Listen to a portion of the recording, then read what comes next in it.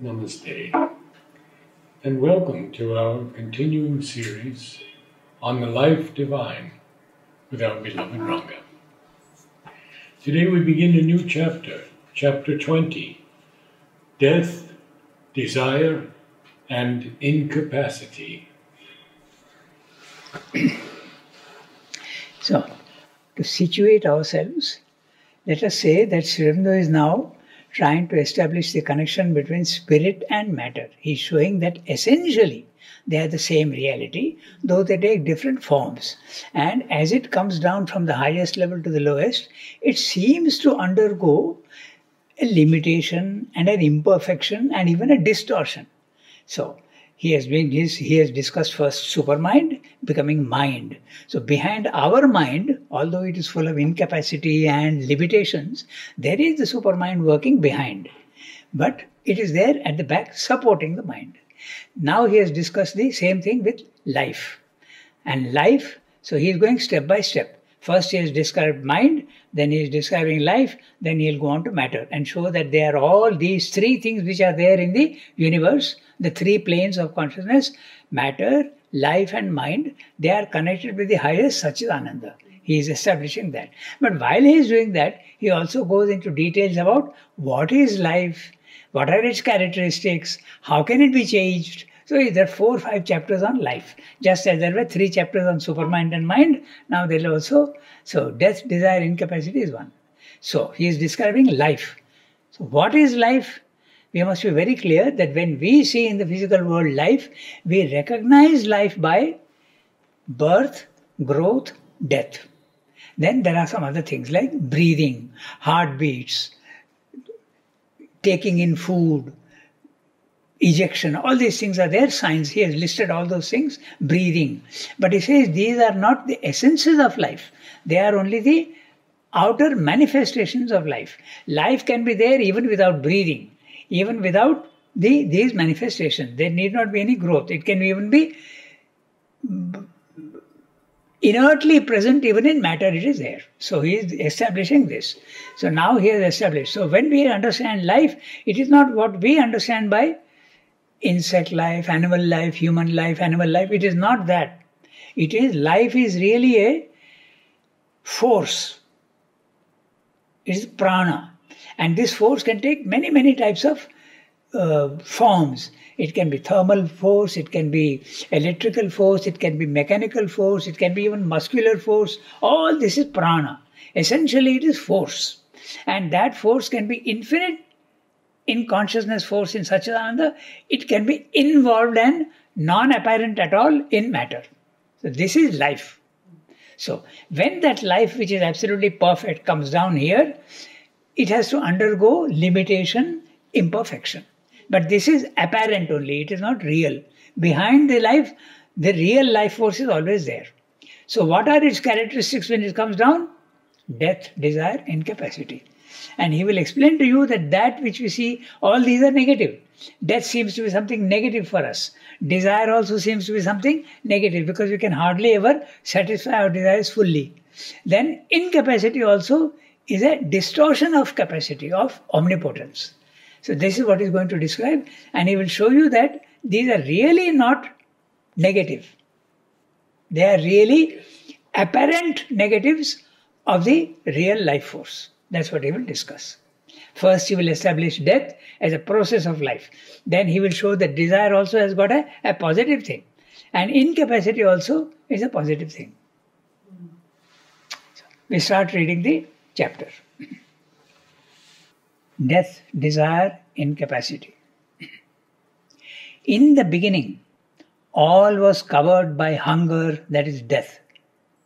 That made for itself mind, so that it might attain to possession of self. From the Brihadaranyaka Upanishad. This is the power discovered by the mortal that has the multitude of its desires, so that it may sustain all things. It takes the taste of all foods and builds a house for the being. From the Rig Veda. In our last chapter, we have considered life from the point of view of the material existence and the appearance and working of the vital principle in matter, and we have reasoned from the data which this evolutionary terrestrial existence offers. But it is evident that wherever it may appear and however it may work, under whatsoever conditions, the general principle must be everywhere the same. Life is universal force, working so as to create, energize, maintain and modify, even to the extent of dissolving and reconstructing substantial forms with mutual play and interchange of an overtly or secretly conscious energy as its fundamental character. In the material world we inhabit, mind is involved and subconscious in life, just as supermind is involved and subconscious in mind. And this life instinct with an involved subconscious mind is again itself involved in matter. Therefore, matter is here the basis and the apparent beginning. In the language of the Upanishads, Prithivi, the earth principle, is our foundation. The material universe starts from the formal atom, surcharged with energy, instinct with the unformed stuff of a subconscious desire, will, intelligence. Out of this matter, apparent life manifests, and it delivers out of itself by means of the living body, the mind it contains imprisoned within it. Mind also has still to deliver out of itself the supermind, concealed in its workings. But we can conceive a world otherwise constituted, in which mind is not involved at the start, but consciously uses its innate energy to create original forms of substance, and is not, as here, only subconscious in the beginning. Still, though the working of such a world would be quite different from ours, the intermediate vehicle of operation of that energy would always be life. The thing itself would be the same, even if the process were entirely reversed. Yeah. So, there are some very interesting things here, what he's saying. We'll have a look at it carefully. So, Upanishad and Rig Veda, will you explain what is it, right? We'll go sentence by sentence? Yes. That Upanishad. Yeah. Oh, the Upanishad. The Upanishad and the Rig Veda, the language is very... remember, it is 5,000 years old, and that Sanskrit doesn't exist anymore today. So when you are translating into English, it becomes very complex and it's not very easy to understand. Their way of thinking, the way of expression was quite different. Anyway, part of it is we can understand what he's saying. Okay, we'll see the Upanishad first. In the beginning, all was covered by hunger, that is death. Okay? So, all was covered by death. Let hunger alone now. All was covered by death. That means a nihil. There was nothing. The inconscient.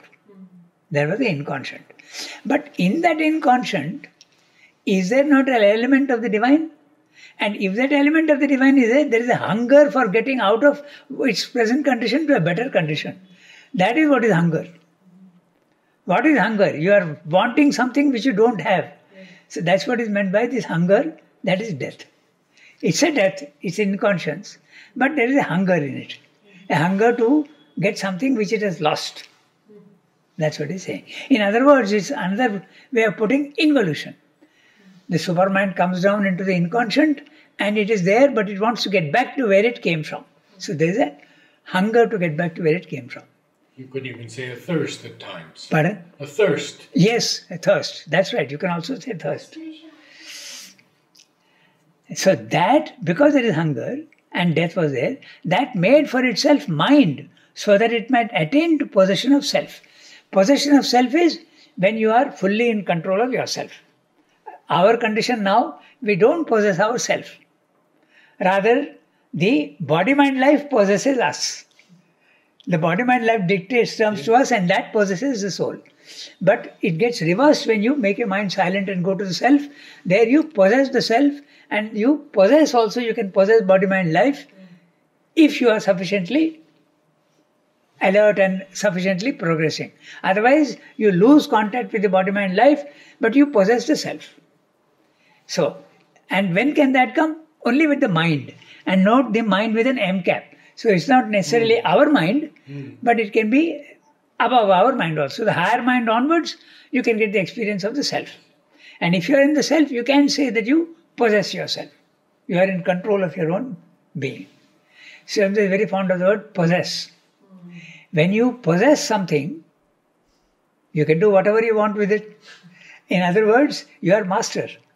Yes. So that's what he means by possession. You must always possess. You must possess the divine, and the divine must possess you. He is very fond of that. Possession, very frequently used word instead of those texts. So that's clear then? Because only at the mind level you can do that. You can't do that when you are not in the mind level. We go to the next one. This is the power discovered by the mortal that has the multitude of its desires, so that it may sustain all things. It takes the taste of all foods and builds a house for the being. This is from the Rig Veda. So, this is the power that is discovered by the mortal that has the multitude of its desires. Life is full of desires, and it tries to satisfy them, and so that it may sustain all things. So, And that's the key phrase for me, that it may sustain that's all right. things. Yeah. Only when life comes in, it sustains. There is a birth, there is a sustenance, and then there is finally a death also. So, it takes a taste of all foods. So here, life always needs to ingest something from outside. We could say experience for food, Yes, all experiences. yes. All experience is food. There can be material food, there can be vital food, and there can also be spiritual food. But it's all food.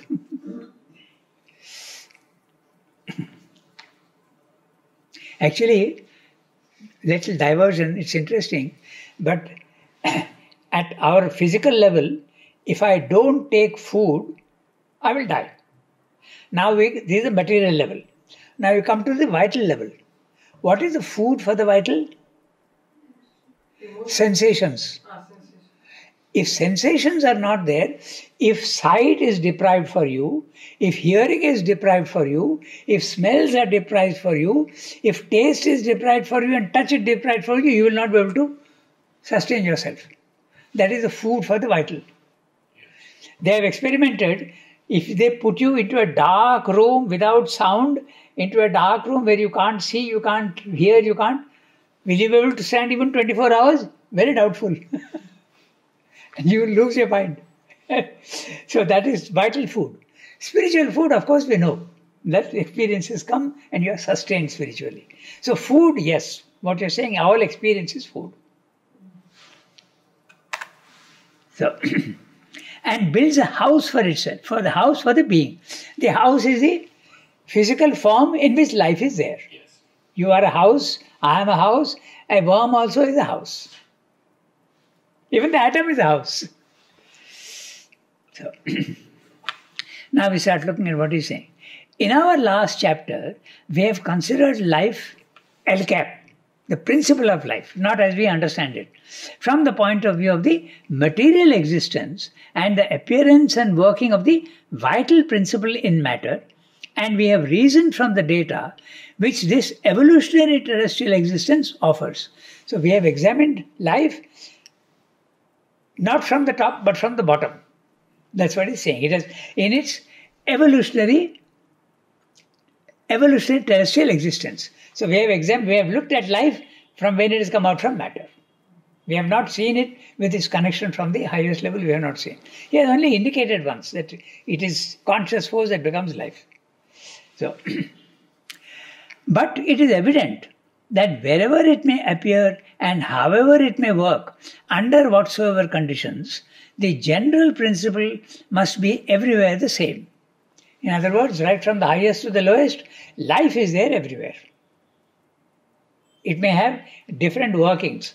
In matter it's got a different working, in animals it's got different working, in mind it has got a different working, but essentially the same. Life is there everywhere, from the highest to the lowest. Life is universal force, there you are. Working so as to, what are its characteristics at this level? Creation, energizing, maintaining and modifying, even to the extent of dissolving and reconstructing. This is exactly interesting. He says that when there is death, even the decomposition of the body is a function of life. It is life that decomposes the body. It's not a material phenomena. It is life that is decomposing it. Okay, so that's what he's maintaining. He's saying even to the extent of dissolving and reconstructing. Substantial forms, forms with substance, with mutual play and interchange of an overtly or secretly conscious energy as its fundamental character. So when life is making material forms, it makes mutual forms, but there is always an interaction between all these forms. Even at the atomic level, there is an interaction between different atoms. They come into molecules and then they also separate. Then at the life level also, even at the stage of the worm or even unicellular creatures, there is always an interaction with the environment. Without that environment, without the interchange, it can't survive. Even at that level. So that's what he's meaning. He's saying to the, where is it gone? Substantial forms with mutual play and interchange. There is always to be an interchange. Okay? And that interchange, overtly or secretly conscious energy as its fundamental character. In the animal world and the human world, the interchange is quite overt. But in matter, it is secret. Is that? And in the plant world, it's modestly. Yes, in the plant world, it is. You can't see it, but there is an interchange. Yes. In fact, we have seen when we are doing that even plants, they exchange vibrations. If one plant is hurt, the other plant also responds in kind. They have seen that. Okay, so interchange is always there. In the material world we inhabit, mind is involved and subconscious in life. So, in the animal world, which is life, mind is there, but it is subconscious. It is involved, but not yet overt. Like the bud. The bud has the flower, but it is not yet showing the flower. It comes out. Okay? So, subconscious in mind. Then he's saying, just as supermind is involved and subconscious in mind. So even in the mind level, there is supermind. So that also has to one day flower out. So you have life is involved in matter, mind is involved in life, and supermind is involved in mind. Again, we come back to that Russian doll. Yeah. Okay, so therefore, matter is here, the basis and the apparent beginning. Note the word apparent. Why is he saying apparent? A scientist will say, yes, matter is the beginning. From matter is coming out plants and coming out mind and everything is coming from matter. So why is he saying apparent? Because the real thing is the supermind. Exactly. The real thing is there. Here it's apparent that it is there. Which science has not caught. Yes, exactly. Science has not yet caught that. So see how important each word is instead of though. You have to very carefully look at each word. Okay, so apparent beginning. In the language of the Upanishads, Prithvi, the earth principle, is our foundation.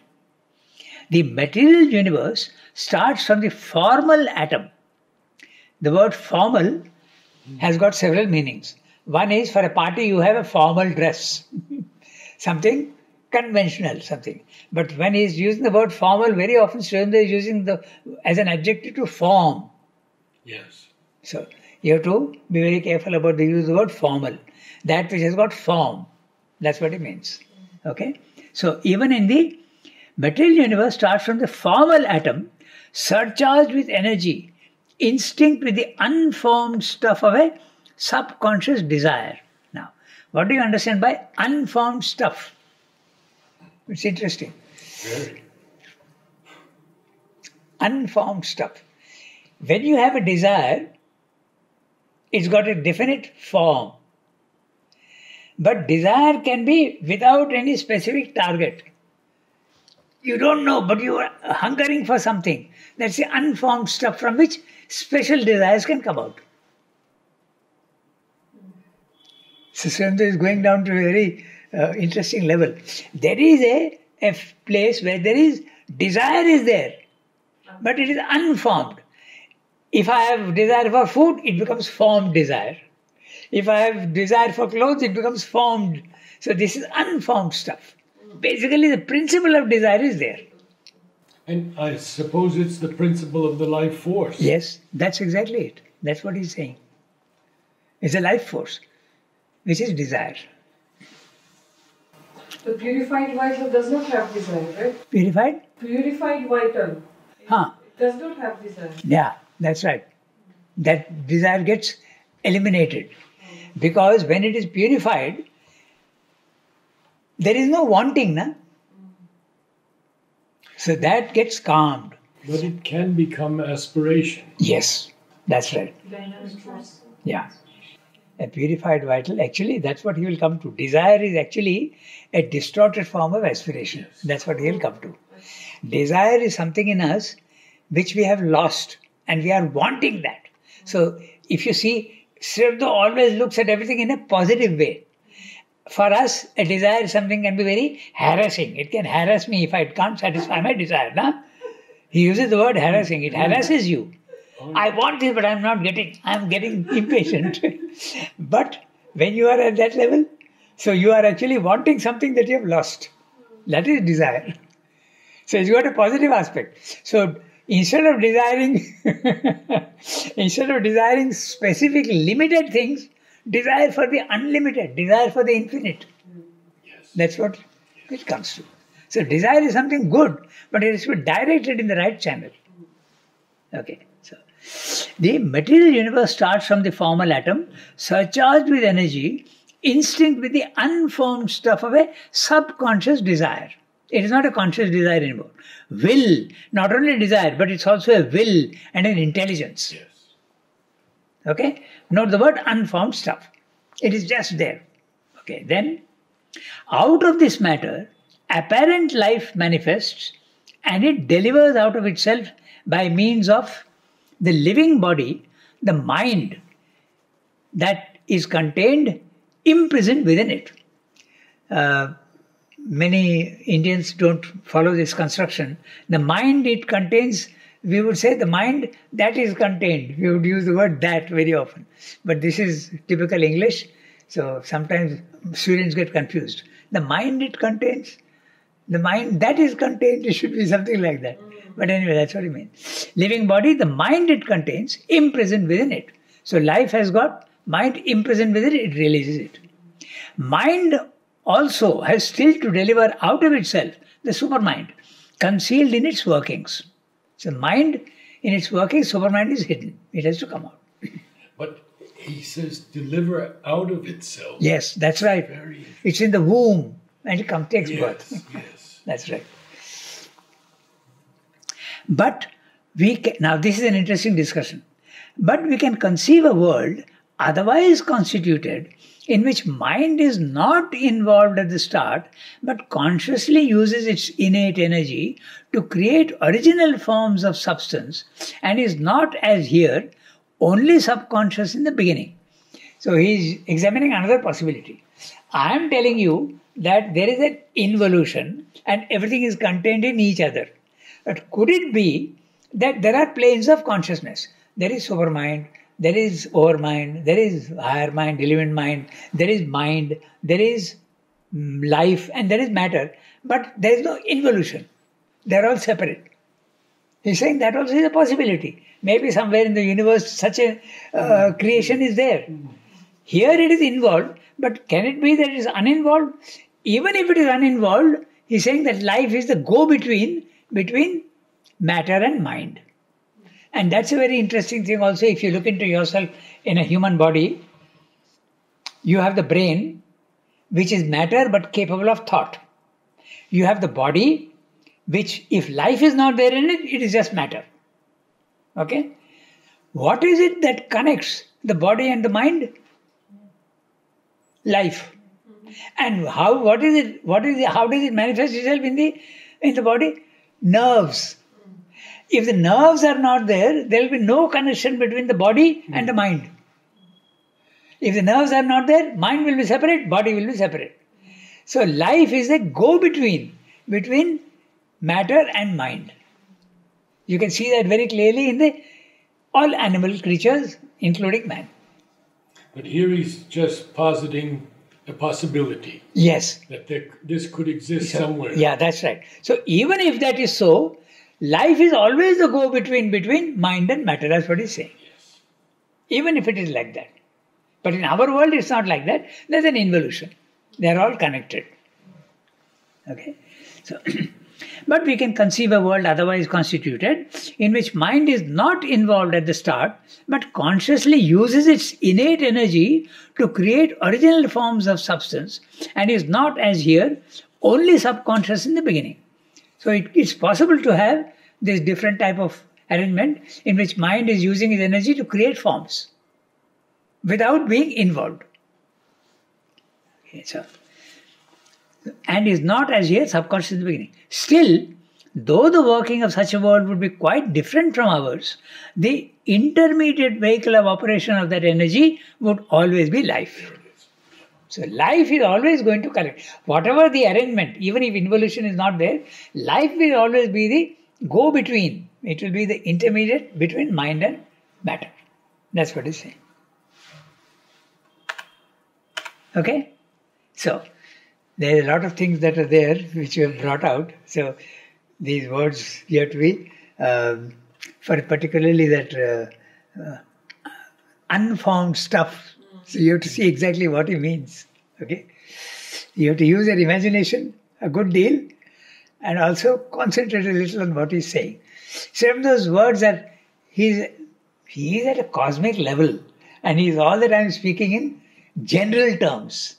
So we have to picture those general terms in specific ways so that we understand what he's saying. I mean, obviously he has to speak down to us. That's right. How could we understand anything beyond the mind? Yes, that's right. Our highest instrument is the mind, but he speaks from something far above the mind. This last sentence, the thing itself. Yeah. Would be the same. Even if the process were entirely reversed. Reverse means involution is there and there is no involution, it is reversed.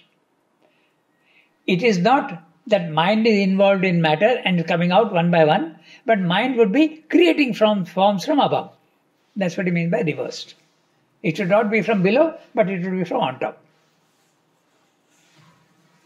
We go to the next para? Okay. But then it appears immediately that as mind is only a final operation of supermind, so life is only a final operation of the conscious force, of which real idea is the determinative form and creative agent. Consciousness, that is force, is the nature of being, and this conscious being, manifested as a creative knowledge will, is a real idea or supermind.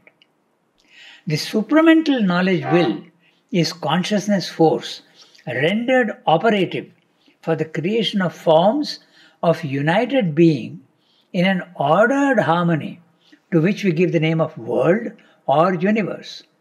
So also, mind and life are the same consciousness force, the same knowledge will, but operating for the maintenance of distinctly individual forms in a sort of demarcation, opposition, and interchange, in which the soul in each form of being works out its own mind and life as if they were separate from the others, though in fact they are never separate, but are the play of the one soul, mind, life, in different forms of its single reality. In other words, as mind is the final individualizing operation of all comprehending and all apprehending supermind, the process by which its consciousness works individualized in each form from the standpoint proper to it, and with the cosmic relations which proceed from that standpoint. So, life is the final operation by which the force of conscious being, acting through the all-possessing and all-creative will of the universal supermind, maintains and energizes, constitutes and reconstitutes individual forms and acts in them as the basis of all the activities of the soul thus embodied. Life is the energy of the divine, continually generating itself in forms as in a dynamo, and not only playing with the outgoing battery of its shocks on surrounding forms of things, but receiving itself the incoming shocks of all life around as they pour in upon and penetrate the form from outside, from the environing universe. Also quite complex, but very interesting if you go into details. Very interesting. Okay, so we do that now.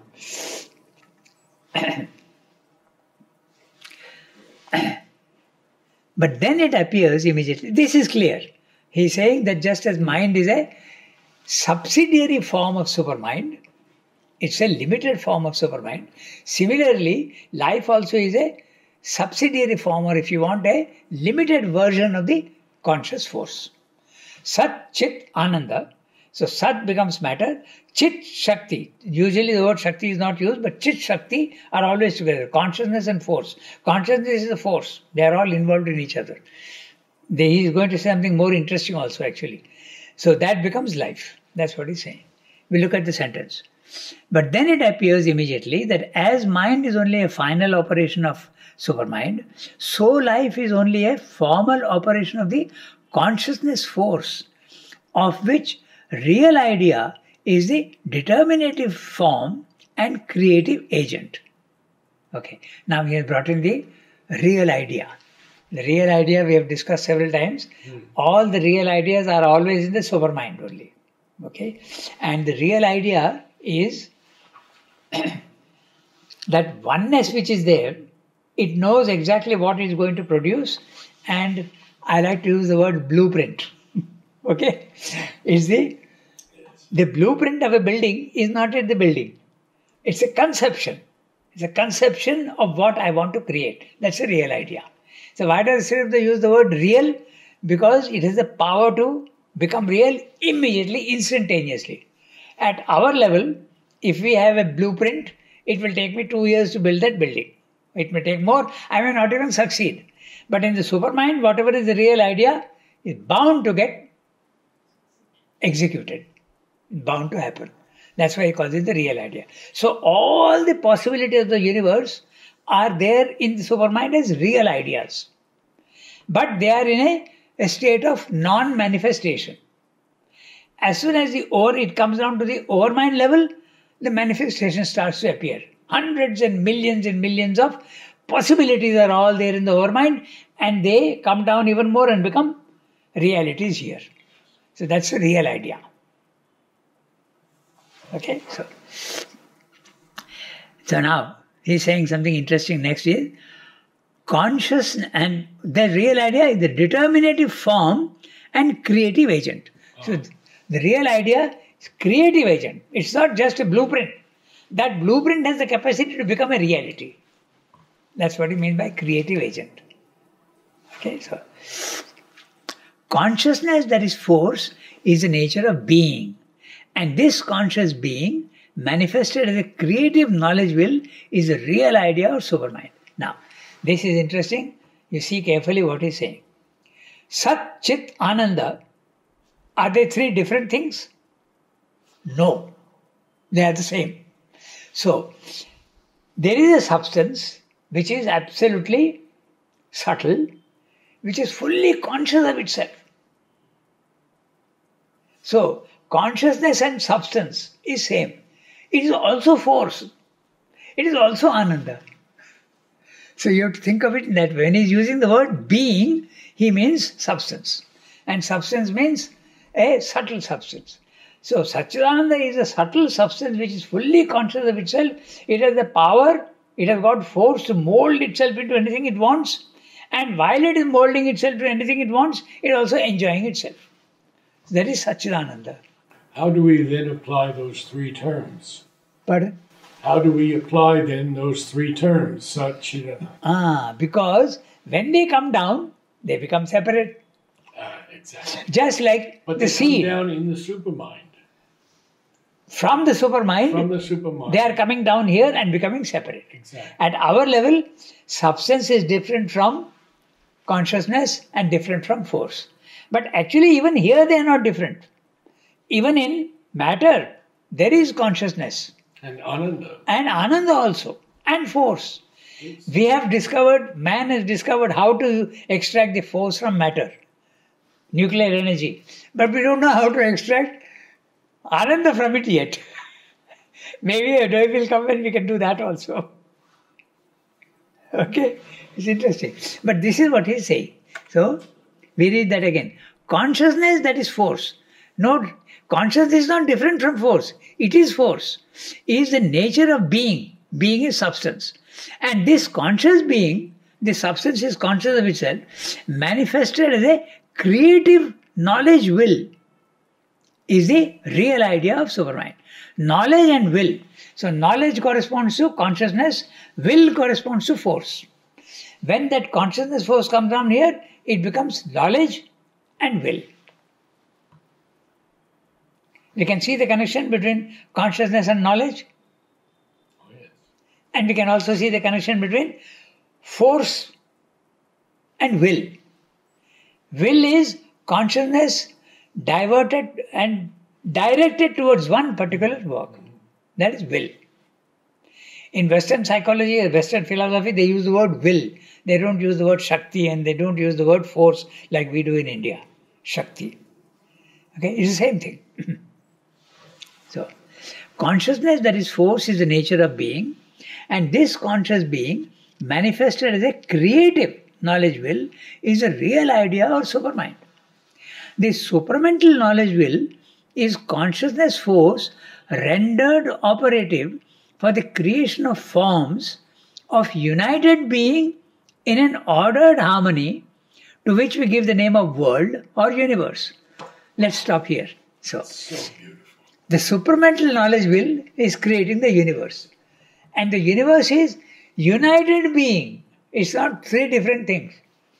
It is united being, but apparently it is creating multiplicity. That he will say in the next phrase. In an ordered harmony. That's right. There's a harmony. But this is another question that he deals with elsewhere. Where do we see the harmony? There is constantly quarrel, there is constantly war, there is genocide. Where is the harmony? So Sri Aurobindo says that which you are seeing as genocide and disharmony is actually a superficial phenomenon. Behind that, it's a working out. He says that's only like the sea. There are solid waves on top constantly, but deep down there is absolute stillness. So this harmony is there in the world, but superficially you will see the disharmony. Okay? So the universe is to which we creation of forms of united being, not the word united being. Everything is one. Yes. There is no difference. All matter is one, all life is one, seeming to be different. Multiplicity is a phenomenon of illusion. Illusion in the sense that you are not seeing the reality. All beings are one. Yes. That's the big one. But operating for the maintenance of individual forms in a sort of demarcation, opposition and interchange, not the words. He uses the word demarcation but not division. We have discussed this earlier also once, you remember? If I have a picture and I want to make a jigsaw puzzle out of it, I mark out the places where I want to cut. Okay? I have demarcated it. But I have not divided it yet. In the physical world, we are seeing dividedness. Actually, it's only a division, it's a demarcation. That's what he's saying. There is no division. There is only demarcation. But we are seeing division because of ignorance. Unless we rise to the higher level. Yes. When you rise to another level, you will see that there are only demarcations and not divisions. That's right. There are some very basic concepts that we must keep when we try to understand all these things. At every level of consciousness, there is a certain type of knowledge, there is a certain type of law, and these are applicable only at that level. So when we are here, it's like I am looking at the world with broken specs. And there's the only thing available to me, I am seeing division. But when I rise in consciousness, broken specs are not available anymore. Full specs are available. So I start seeing oneness. I go even higher, no specs at all. So every world has got its own instrumentation for knowledge, its own laws, and they are operative only at that level. This is very easy to understand, just like we discussed one day. In India, the laws that apply in India are not applicable in other countries. So it's a different area, and therefore the laws are different. So here also, matter is a world, life is a world, mind is a world, higher mind is a world, and the laws go on changing in all these worlds. So depending at which level of consciousness you are, you will see according to those things. So what I am seeing here is valid for me here, but as soon as I go to another level of consciousness, it is not valid anymore. So in a sort of demarcation, and this demarcation also we see opposition, but there is interchange between all the forms. That's what he is saying. There is an interchange always. Okay, so this interchange he will describe in more detail now. Okay, in which the soul in each form of being works out its own mind and life as if they were separate from the others.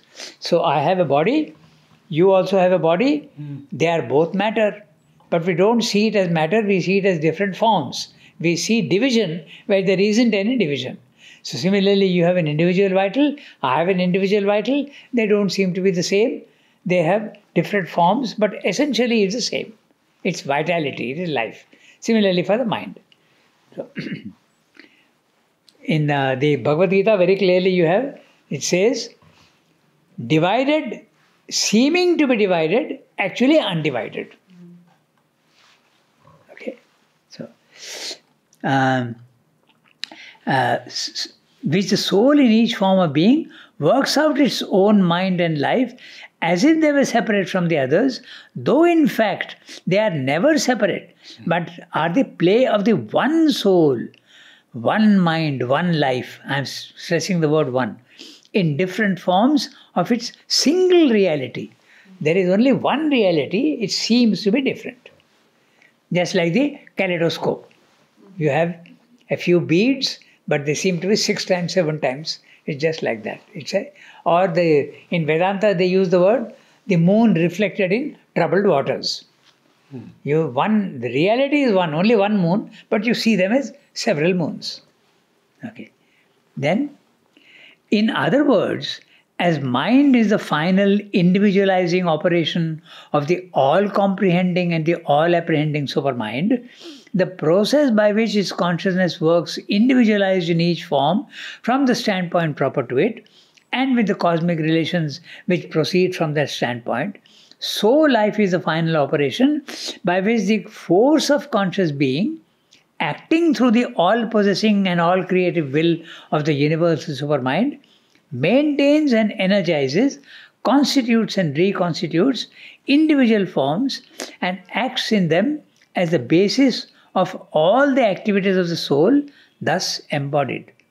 Big sentence, and we'll have to see carefully, we'll go phrase by phrase.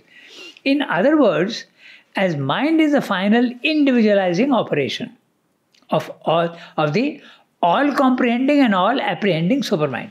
This comprehending and apprehending we have seen before. Comprehending means the all in the one. And the apprehending is the one in the all. The all, let me not use the word all, let me say many. The many in the one is the comprehending. The apprehending is the one in the many. This is the truth of the supermind. Both, it contains both the things. Okay? So, comprehending supermind, the process by which his consciousness works individualized in each form from the standpoint proper to it. This is interesting. It seems to create different forms, and each form has got its own nature and its own laws, and it sees the world in a different way. So from the standpoint proper to it. That's what he's saying. What you will be seeing is not the same what I will be seeing, although what we are seeing is the same. And yet we will be seeing in a different way. From the standpoint proper to it, and with the cosmic relations which proceed from that standpoint. So life is the final operation by which this force of conscious being, acting through the all-possessing and all-creative will of the universal supermind, maintains, energizes, constitutes and reconstitutes individual forms and acts in them as the basis of all the activities of the soul, thus embodied. So what he's saying is that mind comes down into each form and makes you see in a particular way. Life comes down into each form and creates different forms and different operations of life. Sri Aurobindo speaks about seeing the mother in India, where someone would see the Virgin Mary in the West, and another one would see the Earth Goddess in another place. That's but right. They're all the same. Yes. That's right. So, and all these activities is part of the soul which is embodied in the material form. So, life is the energy of the divine, continually generating itself in forms as in a dynamo, and not only playing with the outgoing battery of its shocks on surrounding forms of things, but receiving itself the incoming shocks of all life around as they pour in upon and penetrate the form from outside, from the environing universe. So what he's saying is that in life, different forms are created, but these forms, he has spoken of interaction, if you remember. So there's always an interaction between all the forms. Individual forms as well as form with the universe. So there are different types of interactions. One is one form interacting with another form. The other type of interaction is one form interacting with the universe. So that also is there. And he uses the word shocks. And yes. Shocks. Yes. So this is what he's saying. And incoming shocks. These shocks are of so many different kinds. It can be material shocks. We often use the word impact also. Even when I am speaking now, these words are going into you and you are understanding the words. This is the shock, the physical shock that comes through the ears. The shocks can come through the eyes, they can come through the ears, they can come through the nose, as well as the skin. So all these can come and you will feel them. So, but there is an interaction. You are interacting with the world is interacting with you. Okay? Yeah, I think we stop here for tonight. Wonderful. We'll start with in this view. We'll start next time.